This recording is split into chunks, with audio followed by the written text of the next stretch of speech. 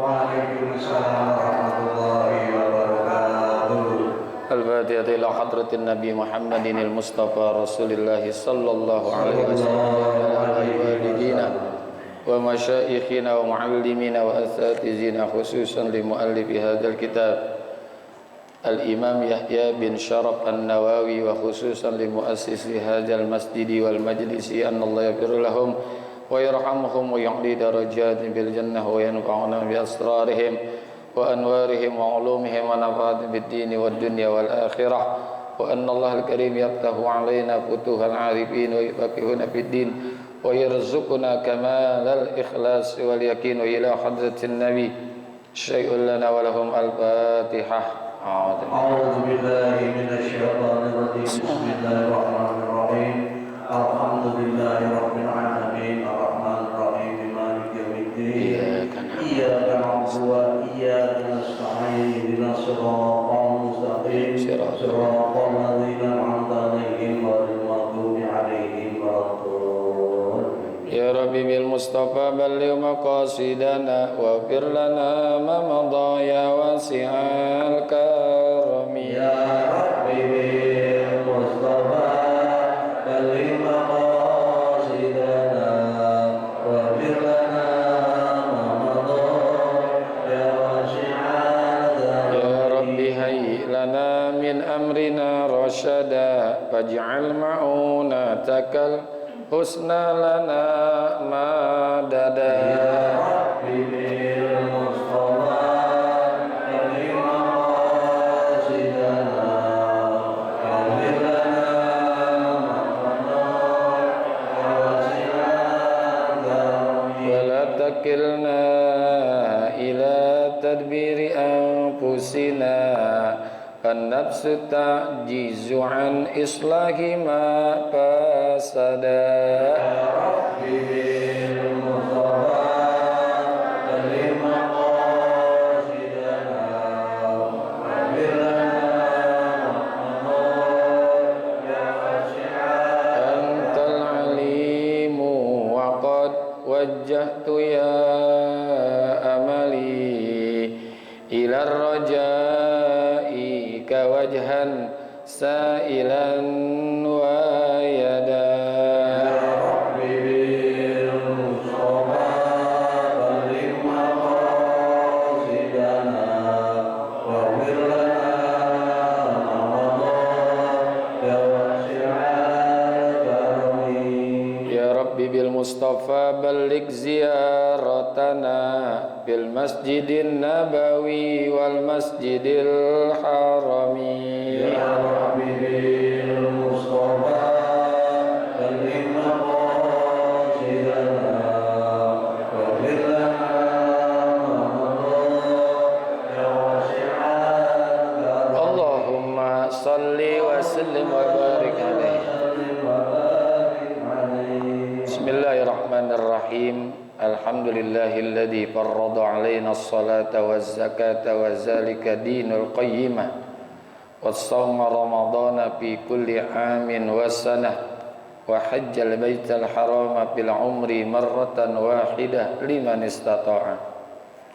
Salatu wassalamu ala sayyidina Muhammadin nabiyil huda war rahmah wa ala alihi wa sahbihi alladhina taba'ahu min yaumina hadza ila yaumil qiyamah. Amma ba'du, yang sama-sama kita hormati dan kita muliakan para guru kita, Bapak Kiai Haji Dr. Andas Muhammad Ja'far, Bapak Kiai Haji Farah Furqan, Bapak Kiai Haji Hamid Mustafa Al-Hafidh, dan juga pengurus Masjid Jami Nurul Hidayah ya, yang semoga semua dirahmati Allah Subhanahu wa taala. Pengurus Majelis Taklim Ukhuwah Islamiyah Bapak Haji Basrain, guru kita Ustaz Muhammad Tahir, dan seluruh para jamaah yang semoga kita semua dirahmati Allah. Syukur alhamdulillah pagi yang berbahagia ini kita bisa kumpul dan bisa hadir di masjid yang mulia ini untuk kita talabul ilmi. Semoga doa dan harapan kita mendapatkan ilmu yang manfaat, ridho dan inayat, sehat afiat dalam ibadat. Allah berikan kepada kita keselamatan dari alam dunia sampai alam akhirat. Wa bisanadil muttasili ilal imami muhaddisi rahimahullahu ta'ala wa adaman naf'a bihi wa bi barakati ulumihi wa bikum fid daraini amin. Qala radhiyallahu ankum an Abi Abdillahi Jabir ibn Abdillahil Ansari radhiyallahu anhuma anna rajulan sa'ala Rasulullah sallallahu alaihi wasallam faqala ara'aita iza salaitul maktubati wa sumtu ramadana wa ahlaltul halala wa haramtul harama wa lam azid ala zalika syai'an adkhulul jannata. Qala na'am. Rawahu Muslimun. Wa makna haramtul harama istanabtuh wa makna ahlaltu al halala fa'altuhu mu'taqidan hillahu. Dari Abi Abdillah Jabir bin Abdillah Al-Ansari radhiyallahu anhu bahwa beliau menerangkan anna rajulan sa'ala Rasulullah sallallahu alaihi wasallam bahwa ada seorang laki-laki yang bertanya kepada Rasulullah. Faqala, dan ia berkata, ara'aita iza salaitul maktubati, bagaimana pendapat Anda jika saya atau aku mengerjakan salat wajib, wasumtu ramadana, dan aku berpuasa pada bulan Ramadan, wa ahlaltul halala, dan aku menghalalkan sesuatu yang halal, wa haramtul harama, dan mengharamkan yang haram, walam azid ala zalika syai'a, dan aku tidak menambahkan dengan suatu apapun, adkhulul jannata, apakah aku akan masuk surga? Qala, Rasul menjawab, atau beliau menjawab, na'am, iya. Wa ma'nal haramtul harama istanabtuh, dan yang dimaksud dengan mengharamkan yang haram adalah menjauhkannya. Ijtanabtuhu, aku menjauhkannya. Wa makna ahlaltul halala, dan makna atau maksud menghalalkan yang halal, fa'altuhu mu'taqidan hillahu, aku melakukannya dan penuh keyakinan akan kehalalannya. Hadis ini diriwayatkan oleh Imam Muslim. Ini dari Jabir bin Abdillah, seorang sahabat Rasulullah dari Ansor, dari Madinah, ya, yang memberikan servis makan kepada Rasulullah ketika terjadi perang Khandaq. Yaitu Jabir bin Abdillah. Di Nabi lapar, dimasakin kambing. Ini ceritanya panjang ini ya. Ada seorang laki-laki, nah ini bentuknya nakirah, nggak disebut siapa namanya, bertanya kepada Rasulullah, ya Rasulullah, kalau bahasa kita gitu, ara'aita idza sa'aitul maktubat, bagaimana pendapat engkau jika aku hanya melakukan sholat yang wajib saja?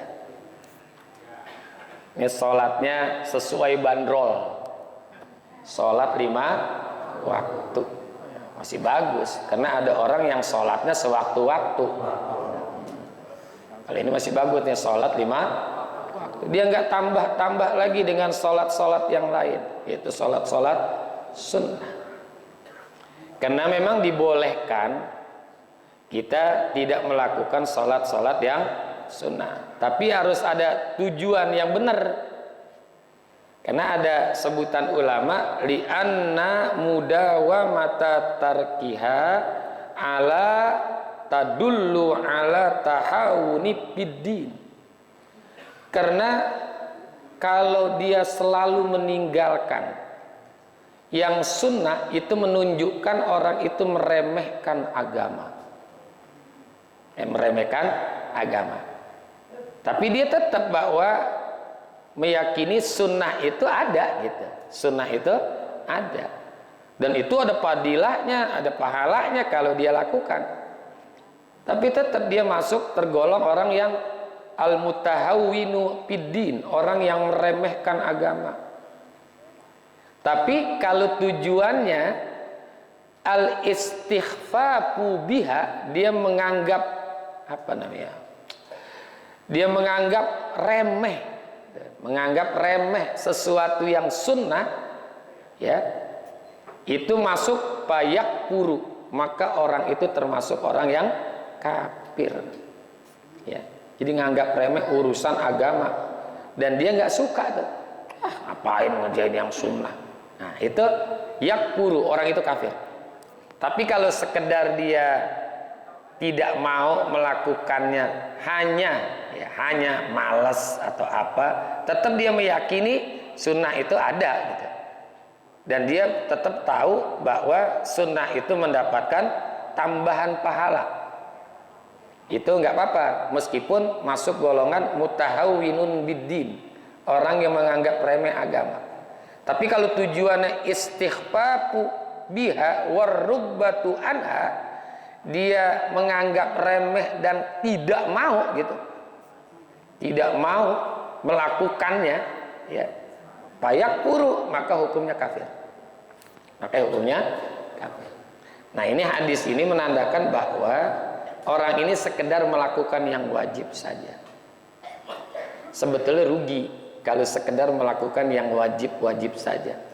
Ibarat orang dagang baru pulang modal, ada untungnya enggak tuh? Enggak. Capek mikulnya, capek gotongnya, ya. Kalau sunnah itu ada tambahan-tambahan. Makanya sunnah itu kan bahasanya banyak. Ada sunnah, ada nafilah, ada mandub. Nah, itu sunnah tuh, ya. Sunnah itu ada nafilah itu.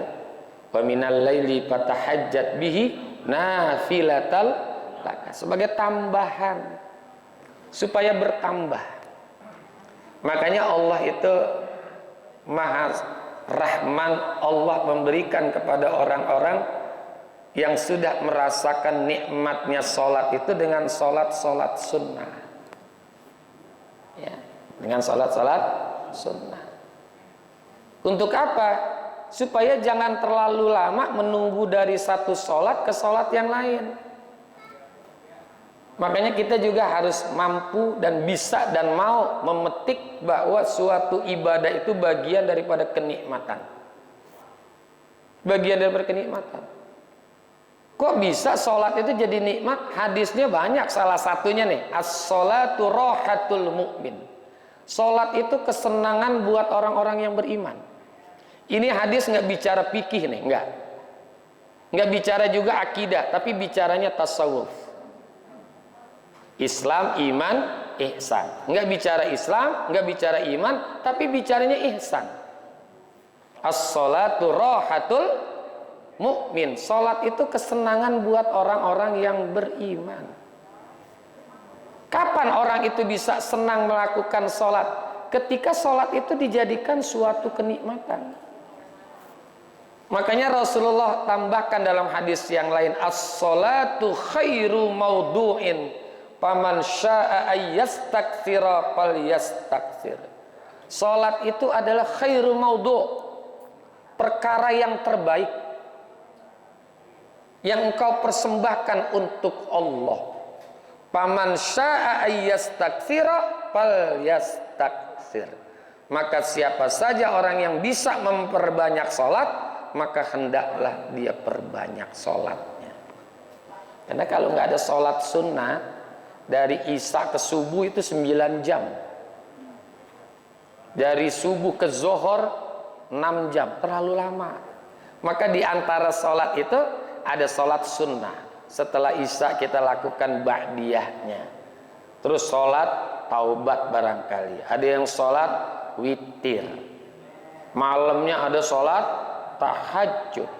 Ini kan wajah-wajah tukang bangun malam semua ini kelihatan ini. Bangun malam ngapain ya terserah, yang penting bangun. Itu buat orang-orang yang sudah merasakan nikmatnya sholat. Kita belum sampai kepada nikmatnya sholat, belum ya. Jadi kita coba memetik bahwasanya ibadah itu bagian daripada kenikmatan. Puasa itu bisa nikmat tuh. Lis-shaimi farhatan, bagi orang yang puasa 2 kegembiraan. Ini baik puasa sunnah termasuk juga puasa wajib. Lis-shaimi farhatani, bagi orang yang puasa ada 2 kegembiraan. Apa kegembiraan pertama? Farhatun indal iftar, gembira ketika berbuka. Berbuka di sini bukannya berbuka puasa saja, saat mendengar suara azan maghrib, alhamdulillah sampai maghrib. Karena ada orang yang belum sampai maghrib udah mati. Ada nggak? Ada. Nah, kemarin mobil tabrakan tuh di Subang maghrib, ya kan? Tuh, alhamdulillah. Bukan berbukanya saja, tapi maghribnya yang dia gembira tuh. Ya. Wa farhatun 'inda liqa'i rabbi, dan kegembiraan yang kedua adalah di saat bertemu dengan Tuhannya. Bertemu Tuhan ini bukan mati aja. Apa tuh? Mau melakukan sholat maghrib. Karena interaksi yang paling mantap seorang hamba kepada Allah itu di saat melakukan sholat.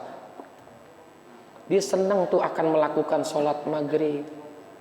Makanya berbuka puasanya nggak lama, minum air, kurma 3, cukup, langsung sholat maghrib.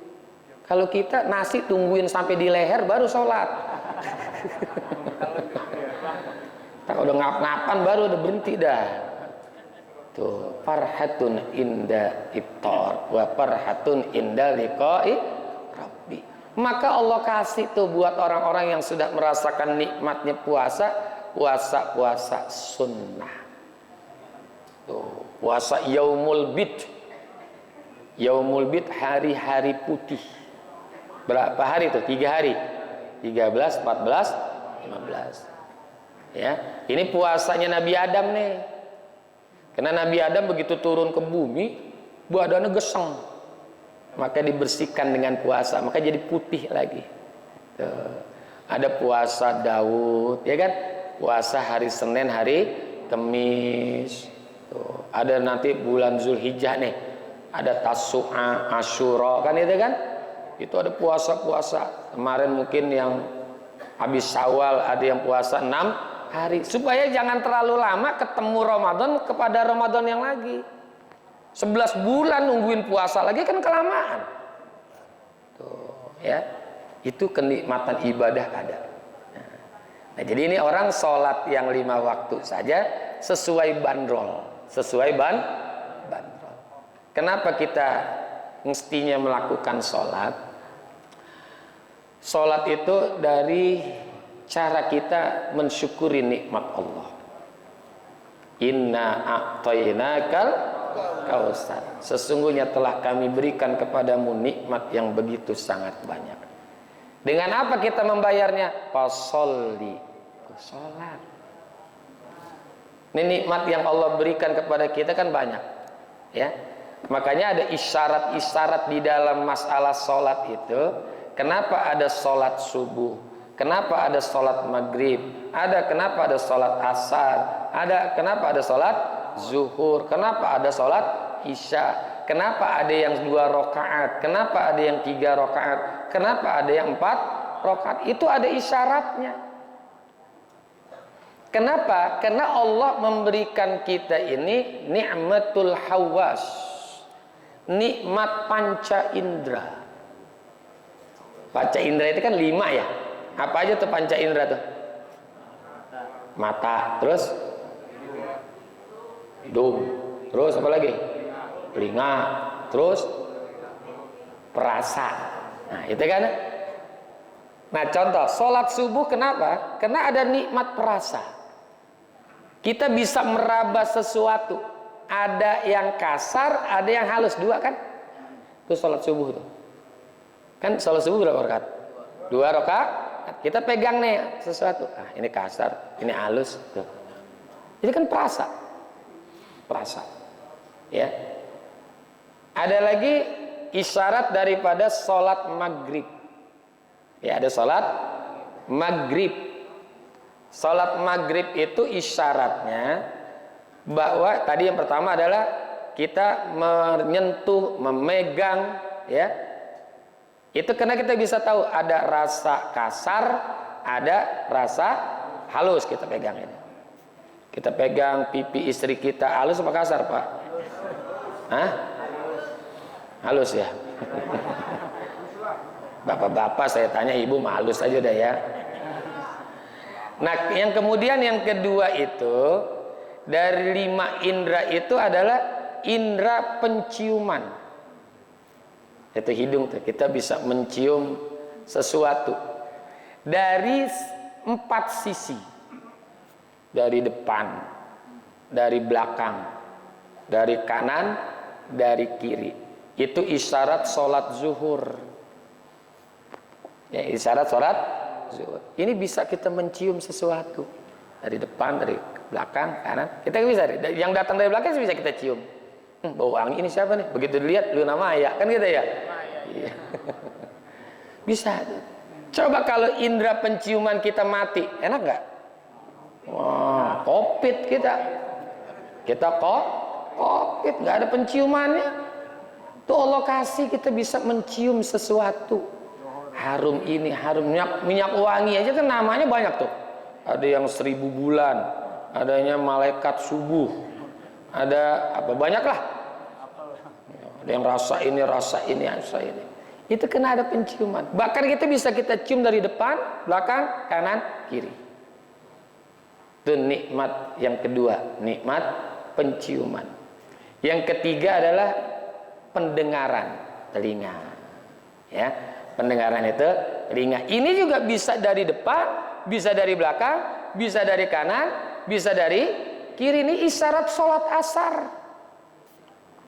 Ya, sholat asar berapa rakaat? 4. Ya. Kemudian yang keempat, penglihatan. Ini mata kita nih bisa ngelihat. Kita bisa mengetahui warna ini, warna ini, warna ini. Kan ada orang yang udah nggak kenal warna. Ya. Kalau ini masih kenal ada warna-warna semua nih.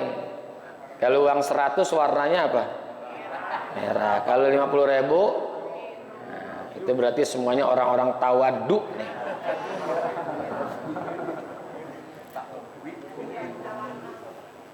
Nah, ini kita dengan mata bisa melihat ke depan, bisa melihat ke kanan, bisa melihat ke kiri. Tapi yang di belakang kita bisa nggak bisa melihat. Ini isyarat sholat maghrib. Ya sholat maghrib, alhamdulillah kita syukuri itu nikmat penglihatan kita. Dengan apa? Dengan sholat maghrib. Jadi melakukan sholat itu dalam rangka inna a'tainakal kausar. Karena nggak ada nikmat yang berhenti yang ada pada diri kita, nggak ada. Makanya ada orang yang disebut dengan syakir, ada yang disebut dengan syakur. Itu kalau di dalam kitab Ta'rifat Imam Al-Jurjani, Muhammad Ali Al-Jurjani, itu beliau tuh memberikan definisi kaitan masalah agama antara syakir dengan syakur aja didefinisikan beda.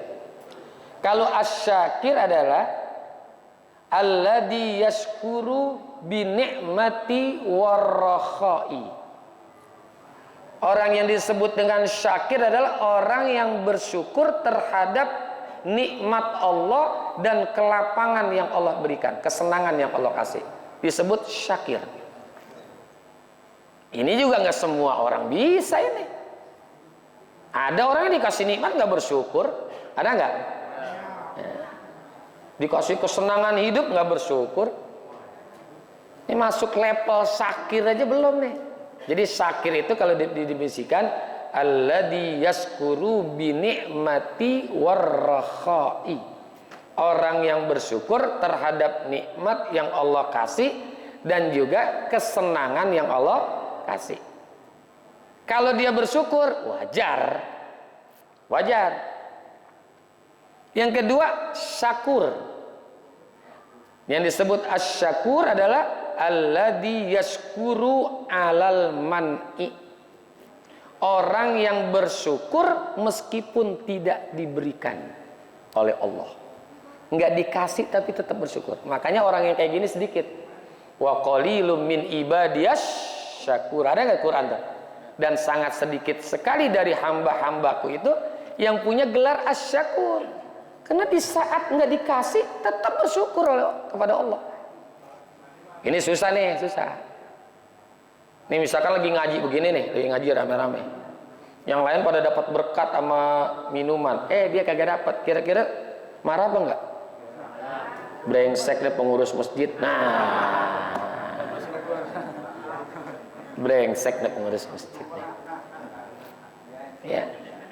Jadi itu tinggi nih derajat asyakur. Makanya nanti ada sobir, ada sobur. Tuh. Kali ini syakir, syakur. Kalau syakir, orang yang bersyukur alal nikmati warrohi, terhadap nikmat dan kelapangan hidup yang Allah beri.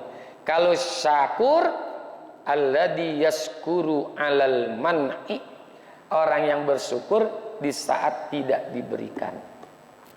Karena dia paham dengan ucapan ulama, al-ata'u minal khalqi qirmanun wal man'u minallahi ihsanun. Pemberian dari manusia itu penghalang. Dan Allah tidak memberikan, justru di situ lagi sayang. Jadi kalau Allah lagi nggak beri, itu Allah sayang. Allah sayang. Ini kalau kita dijadiin orang kaya, ini kan libur panjang nih. Ini hari Ahad ada di mana kira-kira nih? Di puncak. Masya Allah. Ini bukan dalam hati yang orang miskin, bukan. Bukan. Justru Allah sayang sama kita. Ya. Jadi al-ata'u minal khalqi hirman. Orang kalau sering dikasih sama orang, itu penghalang. Jadi pemberian makhluk itu penghalang. Saya kasih contoh nih. Ada orang berteman dari sekolah SD, SMP sampai kuliah. Nah, ketika sudah selesai lulus, berpisah tuh selama 5 atau 10 tahun lah. Ketemu lagi. Ketemunya di Jalan Sudirman lagi jalan. Nah, tamrin gitu. Ketemu, ini si Anu ya? Iya. Itu saya? Iya, ini saya. Sekarang di mana? Ya, saya alhamdulillah sekarang dipercaya untuk jadi salah satu direksi di satu perusahaan. Nih, kantor saya itu di lantai 50. Oh ya. Lantai 50 ujung atas. Kalau ente di mana sekarang? Aduh, ana mah kerja serabutan, kadang-kadang ada, kadang-kadang enggak ya. Ente cakep banget nasibnya ini, kata dia gitu kan. Udah dah, saya ada urusan ini. Aneh untuk antum ongkos dah jajan anak-anak gitu. Kasih seamplop. Begitu dibuka 1 juta. Udah gitu dikasih lagi nih kartu nama. Ntar kalau ada apa-apa perlu silakan datang ke kantor saya. Kan dia mikir, ini di jalanan dikasih 1 juta, gimana di kantornya ini? Di jalanan aja 1 juta, gimana di kantornya? Bener dia datang tuh. Ya pada suatu break itu dia datang. Buru-buru dia ada alamatnya. Dia naik ke lantai berapa tadi? Kan hatinya gede tuh. Oh, ketemu nih di jalanan aja 1 juta, gimana di kantornya? Naik ke atas. Begitu sampai di lantai 50, tanya dengan yang jagain apa tuh? Yang cewek-cewek itu apa namanya? Resepsionis. Saya ini ada kartu nama, saya temennya bapak ini. Ya Allah Pak, orangnya baru banget turun. Kecil hatinya. Ya Allah. Ya kan? Tapi mungkin dia masih di lobi. Tadi bapak naik, dia turun. Ada di lobi mungkin dia. Coba bapak kejar, turun lagi. Cut. Bener ada di lobi, gede lagi hatinya. Oh ya. Oh yaudah, kita ngobrol dulu sebentar ke atas. Saya masih ada waktu setengah jam lagi nih. Naik lagi ke atas, kan hati gede tuh. Ketemu di jalanan 1 juta. Gimana di kantornya? Tadi kan waktu 1 juta, alhamdulillah. Ya. Begitu selesai ngobrol-ngobrol di ruang kerjanya, buka laci, tek. Nah, ini buat ongkos pulang. Nah, ya. Dia buka di WC ternyata 200.000. Alhamdulillah nggak tuh? Alhamdulillah nggak kira-kira?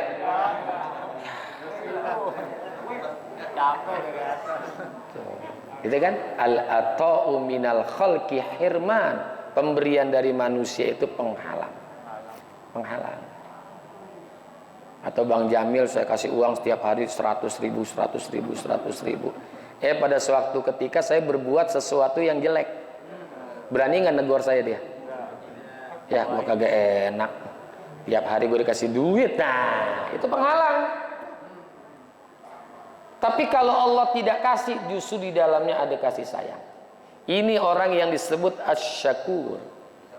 Kan ada di dalam kitab Tuhfatul Mardiyah tuh orang yang matanya udah nggak bisa ngelihat, badannya penuh dengan luka segala macam. Orang tanya, ente masih bersyukur aja, berzikir aja kepada Allah? Kan nikmat udah hilang dari kamu. Siapa bilang hilang nikmat dari saya? Nih saya bisa berzikir bagian daripada nikmat Allah. Tuh lihat. Karena nggak ada suatu nikmat yang pada diri kita ini hilang, nggak ada sedikit pun. Wa ma bikum min nikmatin faminallah. Semua yang ada pada diri kalian itu nikmat dari Allah. Makanya kalau kita nyebut ada orang dalam keadaan sakit, jangan nyebut sakit, kurang sehat. Kurang sehat, kesehatannya dikurangi oleh Allah. Karena ada orang yang matanya sakit, makannya doyan. Apa itu? Ada nggak? Berarti kan matanya doang yang sakit. Disebutnya kurang sehat. Jangan nyebut sakit, kurang sehat. Oh, dia lagi kurang sehat. Kakinya cantengan, tangannya enggak. Tuh, giginya sakit. Nah, yang lainnya enggak. Itu namanya kurang sehat. Jangan kita anggap nikmat hilang semua, enggak hilang. Itu makanya level asy-syakur ini susah. Ya, alladzi yaskuru 'alal man'i, orang yang bersyukur meskipun tidak diberikan oleh Allah. Itu definisi daripada Imam Al-Jurjani dalam kitab Ta'rifat.